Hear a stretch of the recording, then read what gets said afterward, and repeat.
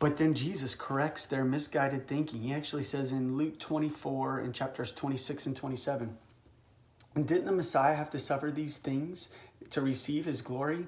Jesus explained to them what was said about himself in all the scriptures. He began with Moses and went through all the prophets. And so this is probably one of the coolest Bible stories in the Bible, where you have this disguised Jesus talking and walking with two of his disciples. They have no idea who he is.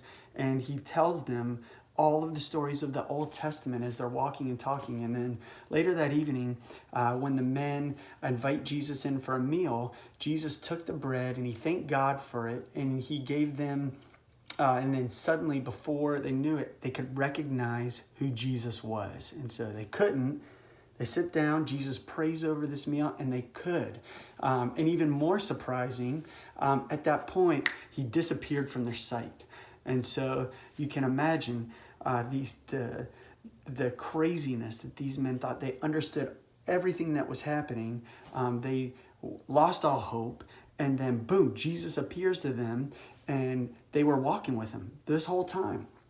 And so they immediately, even though it was late at night, they got up and they walked 7 miles back to Jerusalem to tell the other disciples that Jesus was alive.